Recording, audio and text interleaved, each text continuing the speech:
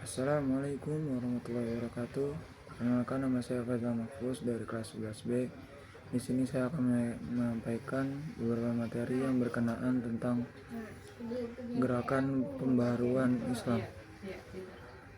Langsung saja masuk ke materi, yakni sahabat sekalian, coba kita lihat dunia hari ini. Kecerdasan buatan berkembang pesat, ekonomi digital merajalela, dan pola komunikasi manusia berubah total. Di tengah arus perubahan yang begitu cepat ini, mungkin terlintas satu pertanyaan di benak kita. Masih relevankah ajaran agama dalam menjawab persoalan yang dulu tidak ada di zaman Nabi? Jawabannya adalah sangat relevan. Namun, yang sering menjadi kendala bukanlah agamanya, melainkan kejumudan atau kemandegan berpikir umatnya. Itulah sebabnya dalam sejarah Islam kita mengenal istilah gerakan pembaruan atau tajdid.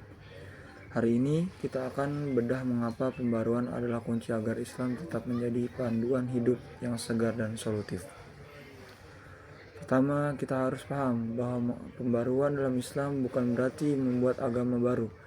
Pembaruan adalah proses pengembalian umat kepada Al-Quran dan Sunnah, sambil memberikan penafsiran yang kontekstual dan dengan zaman sekarang.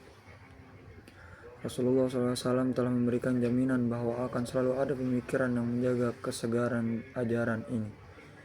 Dalam salah satu hadis riwayat Abu Daud, beliau bersabda, "Sesungguhnya Allah akan mengutus untuk umat ini pada setiap awal 100 tahun seseorang yang akan memperbaharui tajdid agama mereka." Artinya perubahan adalah keniscayaan. Allah Subhanahu wa taala juga berfirman dalam surat Ar-Ra'd ayat 11 yang artinya, sesungguhnya Allah tidak akan mengubah keadaan suatu kaum sebelum mereka mengubah keadaan diri mereka sendiri. Ayat ini adalah motor penggerak pembaharuan. Kita tidak bisa mengharap kejayaan Islam kembali jika kita tidak melakukan sesuatu dan hanya berdiam diri, menutup mata dari ilmu pengetahuan, dan enggan memperbaiki strategi dakwah kita. Sejarah mencatat tokoh-tokoh hebat yang membawa semangat ini. Ada Jamaluddin Al-Ghafani yang membangkitkan semangat politik Islam. Ada Muhammad Abduh yang mereformasi pendidikan di Al-Azhar hingga di negeri kita sendiri. Ada Kiai Haji Ahmad Dahlan yang mendirikan Muhammadiyah. Lantas apa yang mereka lakukan? Mereka melihat umat saat itu sedang terpuruk dalam takhayul, khafarat, dan ketertinggalan teknologi.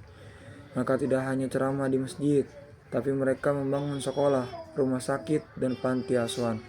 Mereka membuktikan bahwa Islam itu progresif. Mereka mengajarkan bahwa untuk menjadi mukmin yang baik, kita juga harus menjadi pribadi yang cerdas dan bermanfaat bagi kemanusiaan. Lalu apa hubungannya dengan kita sekarang? Gerakan pembaruan kita, para pemuda, kita adalah agen pembaruan di era digital. Pembaharuan saat ini bukan lagi soal berdebat masalah khilafiyah yang tidak ada ujungnya. Pembaharuan saat ini adalah digital dakwah. Bagaimana kita menyebarkan konten positif di tengah penggempuran hoaks dan maksiat. Etika lingkungan, bagaimana Islam memberikan solusi atas krisis iklim. Dalam ekonomi syariah, menciptakan kemandirian ekonomi umat melalui teknologi keuangan yang adil. Jika kita hanya diam dan pasif, maka Islam hanya akan menjadi sejarah di buku-buku lama.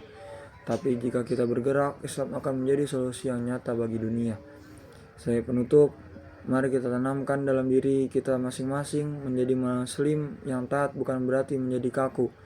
Menjadi muslim yang bertakwa berarti menjadi muslim yang terus belajar, beradaptasi, dan memberikan warna bagi zaman.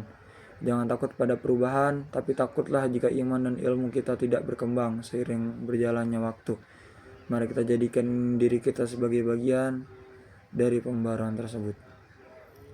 Kurang lebihnya mohon maaf, sekian itu saja dari saya. Billahi taufiq wal hidayah. Wassalamualaikum warahmatullahi wabarakatuh.